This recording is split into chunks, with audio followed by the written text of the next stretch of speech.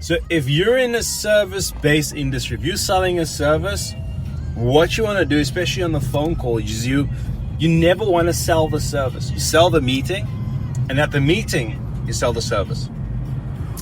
And the problem is, right now, I've seen too many times where salespeople, they get too into selling the service or selling the product that they forget that there's steps in the process, right? And so what you want to do is, especially in today's, how sales has evolved over the past few years, is you sell the meeting, at the meeting, you sell the service, right?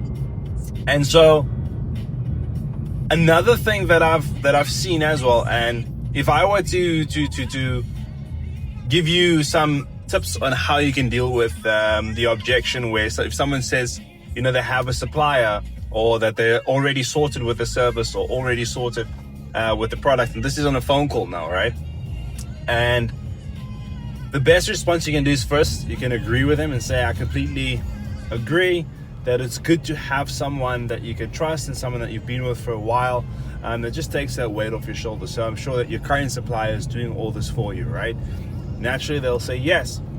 You say, great. So prospect, before I let you go, just a quick question, if there's anything that a supplier like us could improve, or we could maybe an additional benefit that people or suppliers like us could give to clients like yourself, what would that be? What would that look like exactly?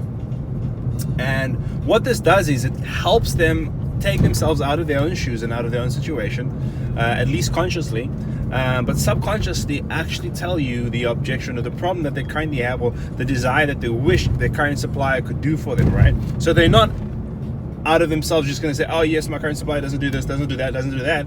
They are naturally, especially there's a sense of loyalty and integrity there, which you hope that your clients do have.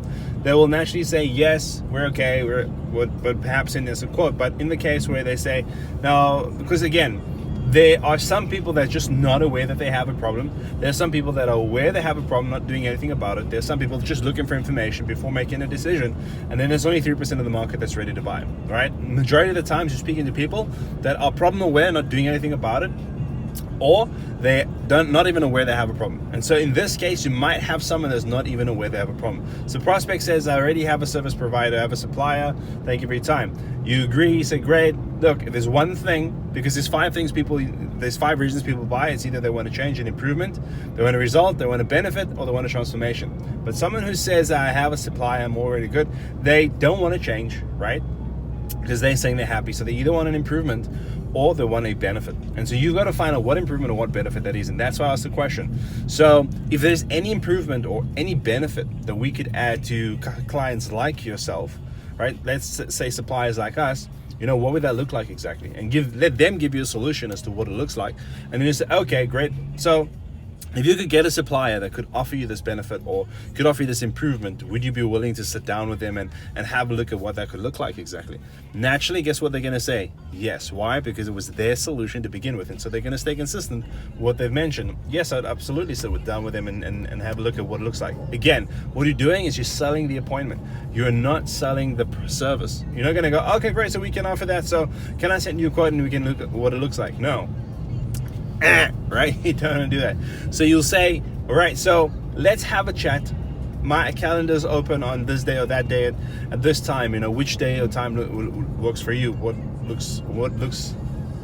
does your calendar look like? And then set the schedule at the meeting based on the call. You say, now prospect, based on the improvement that you said you want, the benefit that you said you wanted, we mentioned 1 or 2 things, and we're actually one of the only suppliers or service providers that's actually offering this right now.